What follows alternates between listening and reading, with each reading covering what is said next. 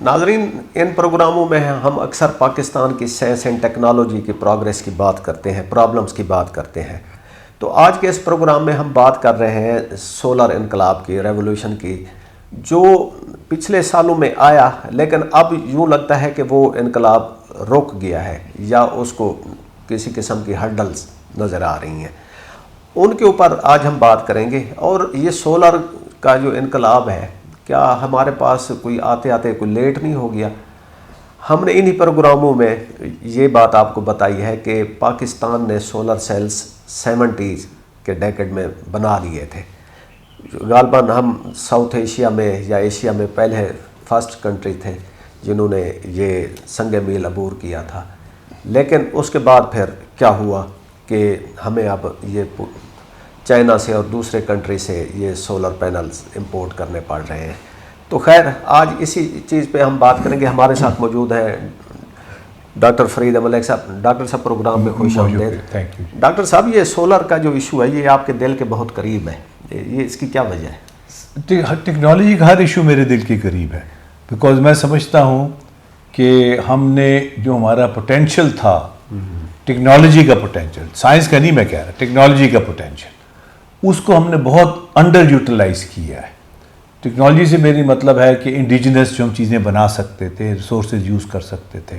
अब आपने solar cell का जिक्र किया, ये हमने अपनी सिलिका सैंड से, इससे ये सिलिकॉन वेफर बनते हैं, वो हमने 70s में बनाए। National institute of silicon technology बनी, उसने उससे सिलिकॉन बनाया, सिलिकॉन से उन्होंने सोलर सेल बनाए, बाकायदा उनको टेस्ट किया और अभी भी उनके जो वहाँ डिस्प्ले में वो लगे हुए हैं। मगर हम उससे आगे नहीं गए, उसको मार्केट तक पहुँचाना, इंडस्ट्री तक पहुँचाना। फिर मुझे चेयरमैन बना साइंस फाउंडेशन का, तो मैंने विज़िट की वो इंस्टीट्यूट। फिर वहाँ से उनसे मैंने रिक्वेस्ट की कि जी अब हमें कोई सेल्स दें। फिर हमने बाहर डिस्प्ले उससे चलाया। तो जो सोलर एप्लीकेशन है ये दो होती है, एक सेल्स के थ्रू होती है जिसको फोटोवोल्टेक्स कहते हैं, यानी जो सनलाइट से आप बिजली बनाते हैं, और दूसरी होती है कि आप उसकी हीट यूज़ करते हैं, सोलर डिहाइड्रेशन, ये ड्राई करते हैं। तो ये दोनों टेक्नोलॉजीज़ हमारे पास अवेलेबल थी और हमने उसको प्रॉपर्ली यूटिलाइज़ नहीं किया और वो साइकिल हमने मिस कर दी। और अब ज़्यादातर जो दुनिया को डोमिनेट कर रहा है वो चाइना सोलर सेल्स को डोमिनेट कर रहा है। अब जो नेक्स्ट फ्रंटियर है वो बैटरीज का है। जी। अच्छा, आपने अभी एक मिनट मिरर के लिए आर्टिकल लिखा है इस सोलर के इशू पे, तो उसमें आपने इसकी थोड़ी हिस्ट्री वो की है। तो उसमें आपने एक डॉक्टर मुफ्ती काजी आपका जिक्र किया है। तो मेरे ख्याल में हम तो नहीं जानते उनका नाम या उनकी क्या खिदमात हैं, ज़रा आप उनके बारे में कुछ बता दें। वो जी, मेरा ख्याल है, पर्सनली मैं समझता हूँ, ही अनसंग हीरो ऑफ पाकिस्तान। और उनमें बहुत ऐसे लोग थे उस वक्त, उस दौर के, जिन्होंने तनदही से, मेहनत से, कोशिश से, काविश से काम किया और कोशिश की डिलीवर करने की। मगर उस वक्त के जो हुक्मरान थे और जो उनके अज़ाइम थे वो कुछ उनसे क्लैश करते थे। जो उन्होंने कमिटमेंट्स की हुई थी और इम्पोर्ट लॉबीज़ को, फॉरेन कंट्रीज़ को, फॉरेन इंटरेस्ट को। और काजी साहब जो थे वो बहुत इस बाबत में बहुत आउटस्पोकन थे और बहुत बिटर थे। और फाइनली जब उनको वहाँ से निकाला गया ज़बरदस्ती, तो उन्होंने फिर टोटली एक यू टर्न लिया और वो उन्होंने वकालत शुरू कर दी। तो मेरी जब उनसे आखिरी मुलाकात हुई तो वो फिर उसमें नस्ट के प्लेटफॉर्म पे वो उनके लॉ स्कूल में पढ़ाते भी थे, उन्होंने वकालत भी शुरू कर दी और इंटेलेक्चुअल प्रॉपर्टी वगैरह वो उसका काम उन्होंने कर दिया। मगर वो बड़े नालां थे कि उनकी जो मेहनत थी और जो काविश थी और जो कोशिश थी और जो पाकिस्तान को सिलिकॉन के मैप पे लेके आए थे 70 की दहाई में, उनकी नो हाउ, उनकी नॉलेज से हमने इस्तेफादा नहीं किया। और बल्कि उनके बाद भी वो जो इंस्टीट्यूट थी वो बिल्कुल डोरमेंट हो गई। और फिर फाइनली जो national institute of silicon technology है, इसको उन्होंने 2-3 मर्ज करके वो पिकरेट के नाम से एक अदारा बनाया, पाकिस्तान अल्टरनेट एनर्जी डेवलपमेंट के नाम से अदारा बनाया, पिकरेट उसका नाम, PCRET।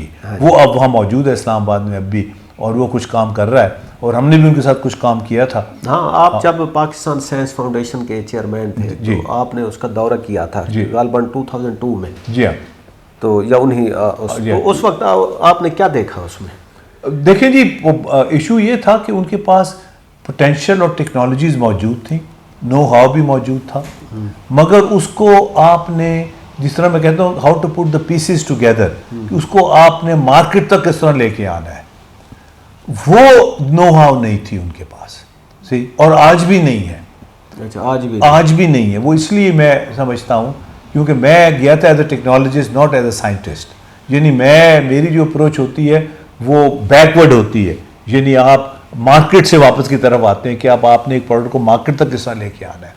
और ये जो अप्रोच मैंने देखी ये ज़्यादातर प्रेवलेंट थी, तो खैर अमेरिका में तो होती ही है, मगर ये मैंने देखी मुस्लिम कंट्रीज में, मलेशिया में ये प्रेवलेंट थी बड़ी। तो मैं जब चेयरमैन बना साइंस फाउंडेशन का, तो मैं मलेशिया को विजिट करने गया स्पेशली फॉर दिस पर्पस। तो मैंने कहा कि मलेशिया की जो एक्सपोर्ट्स हैं वो 200-300 बिलियन डॉलर की थी, हमारी 20-25 बिलियन डॉलर पे फंसी रहती है, इसका मसला क्या है। तो जब मैंने स्टडी किया, वहाँ गया, देखा, सब कुछ किया, तो वो सिलसिला ये हुआ कि जो आज़ादी के वक्त हमारे 2 साल का मलेशिया आज़ाद हुआ था, हम आज़ादी के वक्त हमारे यहाँ पढ़े लिखे लोगों की तादाद ज़रा ज़्यादा थी, पुराना कल्चर था, सब कुछ था। तो कायद आज़म ने जो डेवलप मॉडल किया डेवलपमेंट का, वो उन्होंने वेस्ट का डेवलपमेंट का मॉडल अडॉप्ट किया, जो कहता है पहले साइंस करें, फिर साइंस को अप्लाई करें, टेक्नोलॉजी में कन्वर्ट करें और इंडस्ट्री तक पहुँचें। ये मॉडल अडॉप्ट किया गया और उस वक्त सारा फोकस फिज़िक्स पे हुआ। तो उस वक्त रफ़ी चौधरी को कायद आज़म ने खुद बुलाया, उस वक्त PhD करके आए थे कैम्ब्रिज से, उन्होंने आके लाहौर में हाई टेंशन फिजिक्स लेबॉर्ट्री बनाई। तो गवर्नमेंट कॉलेज लाहौर का फिजिक्स डिपार्टमेंट ने फिर ये सब जो वो थे हमारे Nobel laureate doctor Abdul Salam, वो भी वहीं के उनके स्टूडेंट थे, तो वो उन्होंने शुरू किया। मगर अनफॉर्चुनेटली हम साइंस से नहीं निकले, फिर हमने साइंस के बाद टेक्नोलॉजी की जोन में आना था, एप्लीकेशन की जोन में आना था, और फिर मार्केट तक पहुंचना था, वो हम नहीं पहुंच सके। Malaysia on the other hand, उनके पढ़े लिखे लोग ही नहीं थे, रिसर्चर थे ही नहीं, तो उन्होंने इंडस्ट्री से शुरू किया।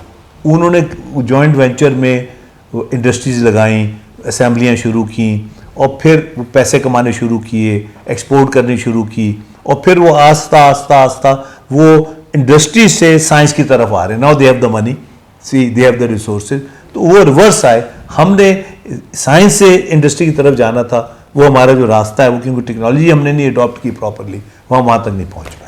वो पैक्रेट के हवाले से आप बात करते हैं, फिर आप कहते हैं कि वो स्कर्दू में कुछ काम हुआ, जी, वो जहाँ पे आगा खान फाउंडेशन और जी वो PCSIR जी उनका जी डिहाइड्रेशन सेंटर था जी, तो वो उसमें कोई टेक्नोलॉजी का काम हुआ। जी हाँ, बिल्कुल हुआ। जो PCSIR वाले हैं वो बड़ी मार्केट ड्रिवन है, क्योंकि वो उनको सपोर्ट करते हैं इकोनॉमिकली, फाइनेंशियली। तो जो आगा खान फाउंडेशन है वो एक्सपोर्ट करती है उनके ऑर्गेनिक एप्रिकॉट्स, वो बड़ी दुनिया में उसकी बड़ी मांग है, क्योंकि टोटली नेचुरल ग्रोन ऑर्गेन। तो PCSIR ने एक बहुत बड़ा वहाँ सोलर ड्राइंग सेंटर बनाया हुआ है। तो मैंने जब विज़िट किया तो वो बड़ा इंप्रेसिव था सेंटर, मैंने सारा विज़िट किया, देखा, जो उसके इंचार्ज थे उनके साथ मैंने मीटिंग्स की, फिर उनको मैंने रिक्वेस्ट की, मैंने कहा कि ये जो आपका इतना बड़ा सोलर ड्रायर है, ये जो आपने बनाया, वो धूप से ना डिहाइड्रेट करता था, पानी निकालता था, तो इसकी हमें कोई रेसिपी बताएं, इसकी बताएं कि किस तरह ऑपरेट करता है, कितने घंटे में ड्राई करता है, क्या ऑपरेशन है, क्या टेम्परेचर है, क्या चीज़ें हैं। तो कहने लगा हाँ जी मैं सब कुछ आपको दे दूँगा। मैंने कहा ठीक है। तो जिस दिन हमने रवाना होना था तो उन्होंने मुझे एक ब्राउन लिफाफा दिया कि जी ये मैंने आपके लिए इकट्ठी की इन्फॉर्मेशन। जो मैंने खोल के देखा तो उसमें फलों को खुश्क करने की इफादियत की फ़ोटोकॉपियाँ लगी हुई थी। अच्छा। और वो किसी किताब से गालबन उन्होंने उर्दू बाज़ार की किताब से वो फ़ोटोकॉपी करके मुझे दी।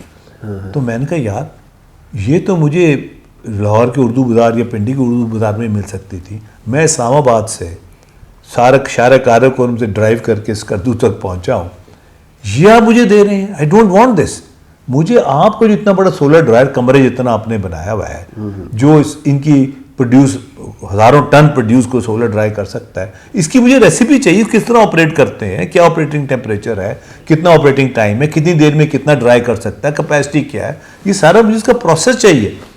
तो वो मुझे समझ आ गई कि जो वो वहाँ इंचार्ज थे दे ही हैड नो आइडिया। अच्छा, उनको तो वो फिर मैंने अपने जो मेरे साथ जो बंदे थे उनको मैंने कहा इनके साथ आप बैठें, तो इनके साथ आप सारा इसको समझने की कोशिश करें, इसका सारा प्रोसेस समझने की कोशिश करें, ड्राइंग साइकिल समझने की कोशिश करें, क्योंकि हम आगा खान के साथ मिलकर सोलर ड्रायर्स डेवलप करना चाह रहे थे। और मकसद ये था कि सीज़न के शुरू में आप एक सोलर ड्रायर जो ग्रोअर है उसको घर पहुँचा दें, आगा खान पहुँचाए, वो फिर एप्रिकॉट ड्राई करे सोलर ड्रायर से, और फिर सीज़न के एंड पे आगा खान वाले उससे जाके उसके ड्राइड फ्रूट भी उठा लें और सोलर ड्रायर भी ले आए, और फिर उसको रिफर्बिश करके नेक्स्ट सीजन में उसको फिर दोबारा पहुंचा दें। तो एक वर्केबल साइकिल जो है वो डेवलप होनी थी।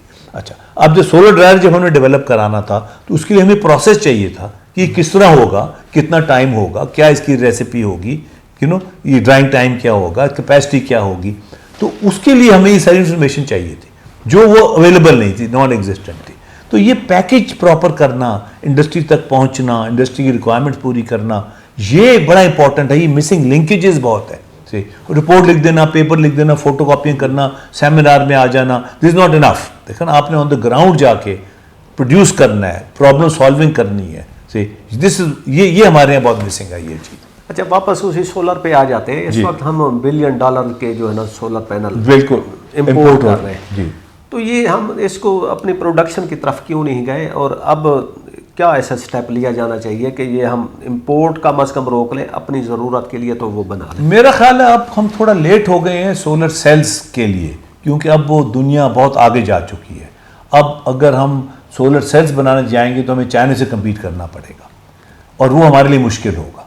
ये ज़रूर है अगर हम इसको सैंड तक ले जाएं, यानी रेत तक पहुंच जाएं और अपनी रेत से अपने सिलिकॉन भी बनाएं और फिर सोलर सेल्स बनाएं, तो वो एक हमारे पास चांस है। मगर वो ये है कि उसके लिए काफ़ी काम करना पड़ेगा हमें, और वो we have to start afresh, और हमें डॉक्टर मुफ्ती काजी जैसा बंदा भी ढूंढना पड़ेगा, और वो गालबन इतनी आसानी से दस्तयाब नहीं होंगे। किसी लॉ कॉलेज में जाके तो वो बेचारे दस्तयाब नहीं होंगे। मगर इस वक्त जो नेक्स्ट फ्रंटियर है वो बैटरीज का है। अब हमारे पास लिथियम है जो एक बड़ा इंपॉर्टेंट कंपोनेंट है बैटरी का, लिथियम बैटरी जो बनती है, हमारे पास लिथियम भी है। अब हमें उसको रिफाइन कर, उसको माइनिंग करके उसको रिफाइन करके हमें बैटरीज की तरफ जाना चाहिए कि जो ऑलरेडी सोलर पैनल्स हमने अरबों डॉलर के इंपोर्ट कर लिए हैं उनके साथ हम उसको कंबाइन करके और हम एक पूरा पैकेज बनाए सोलर एप्लीकेशंस का। ये हम कर सकते हैं, नंबर 1। नंबर 2 बात ये है कि सोलर डिहाइड्रेशन में भी हमें जाना चाहिए, क्योंकि जितनी यहाँ हीट होती है और जितना ये पोटेंशियल है यहाँ, और फल और ये सारी सब्जियाँ वगैरह है, ये भी हम डिहाइड्रेशन कर सकते हैं। मगर इसके लिए हमें गेम प्लान चाहिए। अब मैं पिकरेट को भी ब्लेम नहीं करता, देखो ना वहाँ भी जो लोग काम करते हैं उनको कमर्शियल डिसिप्लिन नहीं है, वो इंडस्ट्री को नहीं समझते, वो इंडस्ट्री की रिक्वायरमेंट्स को नहीं समझते। ज़्यादातर साइंटिस्ट होते हैं जो वो अपना काम कर रहे होते हैं, रिपोर्टें लिख दी, पेपर लिख दिया। तो मैं भी जब साइंस फाउंडेशन में इंडस्ट्री लिएज़न ग्रुप बनाया तो मैंने बाकायदा एक MBA को हायर किया, वो अभी भी है वहाँ साइंस फाउंडेशन में। हमने कहा जी इंडस्ट्रीज आपने लिएज़न करना है, बिजनेस प्लान आपने बनाना है, आपने हमें बताना है इस रिसर्च को हमने लेबॉर्ट्री से निकाल के कमर्शलाइज किस तरह करना है, इंडस्ट्री तक किस तरह पहुंचने, सारे रास्ते किस तरह तय करने हैं। तो ये बड़ा ज़रूरी है। मैं भी जब जाता हूँ किसी इंडस्ट्री में तो मैं सबसे पहले पूछता हूँ आपको बिजनेस प्लान किया है, ठीक, because at the end of the day आपने कुछ ना कुछ कमाई करनी है, अर्न करना है। अब मैं कल जब था मेरी जो बुक लॉन्चिंग थी, जो आप भी थे उसमें मौजूद, तो एक साहब बैठे हुए थे तो हम डिस्कस कर रहे थे ये लॉजिस्टिक्स की और सप्लाई चेन इंडस्ट्री कर रहे थे। तो मुझे कहने लगे जी अगर हुकूमत उसकी पुष्ट बनाई करे, फैसिलिटेट करे तो ये बड़ी जल्दी ग्रो कर सकती। मैं कहा जी खुदा के लिए हुकूमत का पीछे छोड़ दें, हुकूमत कुछ नहीं कर सकती, वो अपना ही काम कर लें तो बहुत है। आप हुकूमत की तरफ देखना छोड़ दें, जो कुछ करना है आपने वो प्राइवेट सेक्टर ने करना है, खुद करना है, अपने रिसोर्सेज से करना है और उसको लेके आगे जाना है। ठीक है, हुकूमत कम से कम रुकावट ना क्रिएट करे, ये भी बहुत हमारे लिए वो खुशकिस्मती होगी। अच्छा, हुकूमत गलती करती है, साथ हमारी इंडस्ट्री है वो भी गलती करती है, लोग एज ए नेशन कि हम अपना रॉ जो मटेरियल है उसको एक्सपोर्ट करते हैं, बेच देते हैं और फिर इंपोर्ट करते हैं जो असल फिनिश प्रोडक्ट महंगी कीमत पे वैल्यू एडिशन के बाद इंपोर्ट करते हैं। जी अच्छा, आप इस पे बहुत बात करते रहते हैं जी कि ये इसके रिकोडेक की बात करते हैं, सेंडक उसकी को करते हैं, तो ये गलती तो हम कर ही रहे हैं। इसमें कोई आप देख रहे हैं कि कोई माइंडसेट चेंज हो रहा है कि हम अपने सेल्फ ड्राइवन चीज़ें? जी नहीं, अभी बल्कि रिसेंटली अभी आपने पढ़ा होगा ये वेस्ट टू एनर्जी का प्रोजेक्ट लॉन्च हुआ है अभी रिसेंटली, और भावलपुर में एक वो प्रोजेक्ट भी उन्होंने लॉन्च किया। पंजाब में उन्होंने ये वेस्ट को ना काफ़ी ऑर्गेनाइज करने की कोशिश कर रहे हैं, मगर वहाँ से भी हम पूरा इस्तेफादे की तरफ नहीं जा रहे। जो वेस्ट है ये एक एनर्जी का रिसोर्स है। अब Hungary was the first country जिन्होंने उससे बिजली बनाई, उससे गैस भी बन सकती है। अब एक वक्त जो भालपुर में ये प्रोजेक्ट उन्होंने लॉन्च किया, बड़ा अच्छा प्रोजेक्ट है, उसमें वो सारी वेस्ट कलेक्ट करेंगे भालपुर की और उसको वो फिर प्रॉपरली स्टोर करेंगे और प्रॉपरली कवर कर देंगे, मगर उसे बिजली बनाना या गैस बनाने तक वो नहीं जाएंगे। देखा ना, ये जो हमारी है ना पॉलिसी मेकर्स की जो शॉर्ट टर्म, और वो ये कि जी चलो जी बना लो, सिविल वर्क्स में कोई किक बैक ले लो, फलाना ले लो, ये ले लो, जो लॉन्ग टर्म जो उसके बेनिफिट्स हैं, लॉन्ग टर्म बेनिफिट्स हैं कौम को, नेशन को, कि किसी को सस्ती बिजली मिल जाए। जिस तरह ने भैंस कॉलोनी का जिक्र किया है कराची में, वहाँ इतना गोबर है, इतना गोबर है, वो कहते हैं कि वो दुनिया की one of the largest buffalo colonies है, इतना गोबर है। मैं वहाँ देखने गया तो मैं हैरान दंग रह गया, कर गोबर ही गोबर है। अगर वहाँ आप बेल्ट लगा दें, सबकी गोबर इकट्ठा करें और 4 एंड्स पे आप गैसीफायर लगाएं, उससे आप गैस बनाएं, तो आप कम से कम लांडी और आधी कराची को गैस सप्लाई कर सकते हैं। अब वो जो सारा गोबर है वो आस पास समुद्र में चला जाता है, मैंग्रोव फॉरेस्ट को डिस्ट्रॉय करता है। वो मैंग्रोव फॉरेस्ट में आपकी ये झींगा और ये लॉबस्टर वगैरह सारे उनकी हैचरीज हैं, वो ख़राब करता है। यानी एक अपॉर्चुनिटी जो है वो हमारे लिए वबाल जान बन जाती है, बिकॉज हम प्रॉपरली अप्लाई नहीं करते, प्रॉपरली उसका इस्तेमाल नहीं करते। इसकी वजह क्या होती है, क्यों नहीं करते? रिसोर्सेज की वजह है, या वो आप कहते हैं जी मिसिंग लिंक्स होते हैं जी, तो उसको कनेक्ट करने के लिए क्या हमारे पास वो एक्सपर्ट नहीं है, मैन पावर है, या प्रॉपर प्लान नहीं है? क्या मिसिंग क्या है? मेरा ख्याल है एक तो नेशनल स्पिरिट नहीं है। यानी हमने कभी ये कमिटमेंट नहीं की कि जी हमने एनर्जी खुद जनरेट करनी है। सी, अब चाइना में जो उनका कम्यून सिस्टम था, वो उन्होंने हर कम्यून को ये कहा कि तुमने खुद कफील होना है। सी, तुमने अपने अनाज खुद उगाना है, अपना लोहा खुद बनाना है, अपना तांबा खुद बनाना है, अपनी एनर्जी खुद जनरेट करनी है। हम गवर्नमेंट आपको हेल्प करेगी, मगर करना आपने खुद है। So you have to be self-reliant and self-sufficient। उससे ये कि इंडिजिनसली उन्होंने अपने रिसोर्सेज डेवलप किए। देखो ना, उन्होंने अपना लोहा बनाना शुरू किया, तांबा बनाना शुरू किया। वो करते करते करते करते करते वो इतनी नोहा हो गई, इतना वो सेल्फ रिलायंट हो गए कि वो आम हो गई नोहा। हमारे यहाँ प्रॉब्लम ये है, एक तो नेशनल कोई गेम प्लान नहीं है, नंबर 1, और नंबर 2 ये है कि हम शॉर्टकट लेने की कोशिश करते हैं। फिर जो पॉलिसी मेकर्स हैं हमारे, वो नॉन प्रोफेशनल लोग हैं जो समझते नहीं उस फील्ड को। वो फिर क्या करते हैं, कोशिश करते हैं कि कोई हम जिस तरह कोई बाहर से एक्सपर्ट ले आएँ, कोई कंसल्टेंट ले आएँ, वो हमारी मदद कर दे, हमारा काम कर दे, हमारी भी वाह हो जाएगी।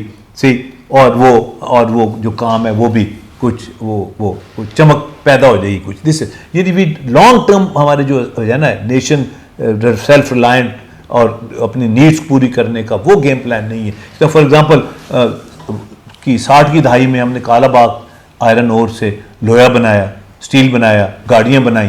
सी, फिर वो ड्रॉप शेल्फ हो गया प्रोग्राम। फिर स्टील मिल आके लगी 73-74 में। अच्छा, वो इंपोर्टेड रॉ मटेरियल पे हमने लगाई, वो भी अब बंद हमने करती। तो हमारा कोई गेम प्लान नहीं होता नेशन का। You as a nation we have to make commitment कि जी हम लोहा अपना खुद बनाएंगे, तांबा खुद बनाएंगे, अपनी रिक्वायरमेंट्स पूरी करेंगे।